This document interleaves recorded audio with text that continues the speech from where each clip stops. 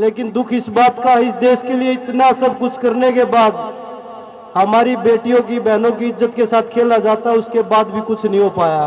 कल पूरे दिन एक खबर न्यूज चैनल्स पर चलती रही। साक्षी मलिक ने खुद को पहलवानों के आंदोलन से अलग कर लिया है और उन्होंने अपनी रेलवे की नौकरी को वापस ज्वाइन कर लिया है।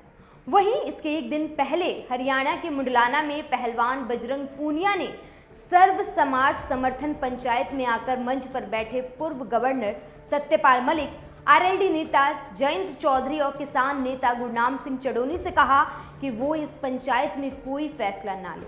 हम पंचायत बुलाएंगे, उसमें फैसला लिया जाएगा। पूनिया के इस बयान से एक दिन पहले ही पहलवानों की मुलाकात गृह मंत्री अमित शाह से हुई थी, जिसके बाद से प्रदर्शन में नए नए मोड़ आते हुए दिखाई दे रहे हैं। नमस्कार, मैं हूं आपके साथ कामिनी झा और आप देख रहे हैं मॉल्टिक्स।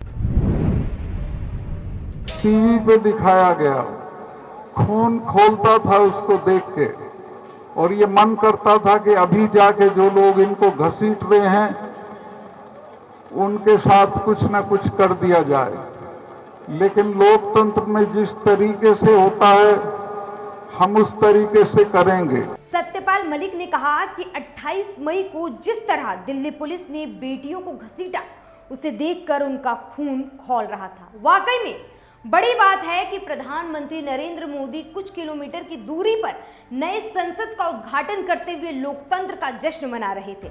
वहीं मेडलिस्ट बेटियों को उनकी दिल्ली पुलिस सड़कों पर ऐसे घसीट रही थी जैसे कि वो अपराधी हो।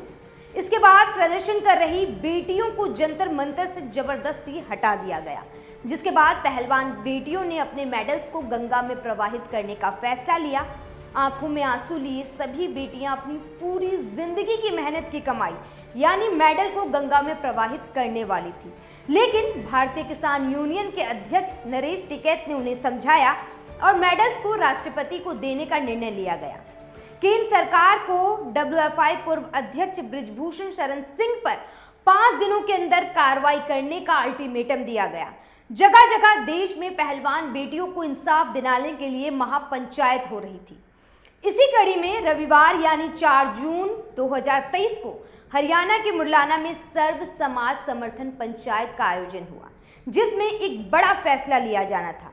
लेकिन फैसला लेने से पहले ही पहलवान बजरंग पूनिया ने किसान नेता गुरनाम सिंह चड़ोनी से कहा कि अभी कोई फैसला ना ले। तो मैं आपसे अनुरोध करूंगा और गुरनाम जी से भी अनुरोध करूंगा कि आप आज कोई भी फैसला ऐसा ना ले कि हम बागों में बट के उसके ऊपर, अगर हम पूरा नहीं कर पाते तो उसमें भी हमारी जीत नहीं हो पाती, तो उसमें भी हमें नुकसान है।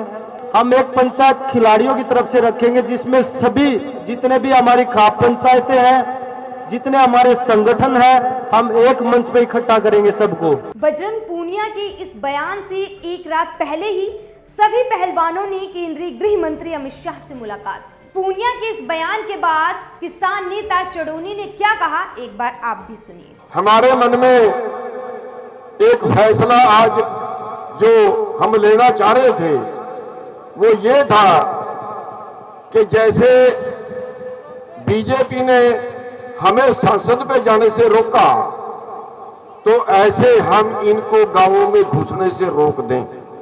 अगर ये खिलाड़ी ये कहें कि जाके जंतर मंतर में सिर कटवाना है तो हम कटवा देंगे। मतलब सभी किसान और नेता पूरी तैयारी के साथ मुंडलाना आए थे, लेकिन पूनिया के रोकने से सभी रुक गए। अगले दिन खबर आई कि साक्षी मलिक ने रेलवे की ड्यूटी ज्वाइन कर ली है और खुद को आंदोलन से अलग कर लिया है। सभी न्यूज चैनल्स पर यह खबर चलने लगी। इससे पहले नाबालिग बच्ची ने बृजभूषण के खिलाफ दर्ज अपने FIR को भी वापस ले लिया, जिसके बाद लगा कि अब ये आंदोलन खत्म हो गया है। बड़े बड़े न्यूज चैनल्स ने खबर चलाई कि साक्षी मलिक अपने रेलवे की जॉब पर वापस लौट गई हैं और प्रदर्शन से खुद को अलग कर लिया है। पहलवान साक्षी मलिक, बजरंग पूनिया और विनेश फोगाट ने सोमवार को उन सभी खबरों को खारिज कर दिया जिसमें कहा गया कि वो WFI के प्रमुख रहे बृजभूषण सिंह के खिलाफ प्रदर्शन से हट गए हैं।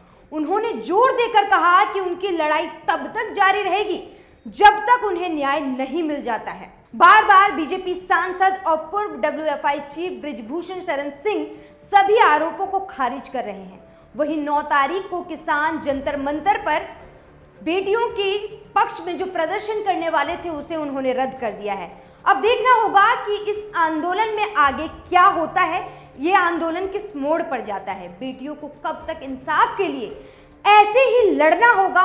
वहीं बृजभूषण के खिलाफ कानून के साथ साथ प्रधानमंत्री नरेंद्र मोदी की सरकार कब एक्शन लेती है। प्रधानमंत्री नारा लगा रहा बेटी बचाओ बेटी पढ़ाओ, लेकिन इस नारे का उल्टा मतलब है कि बेटी बचाओ तो, लेकिन इन गुंडों से बेटियों को बचाओ जो बीजेपी के नेता हैं।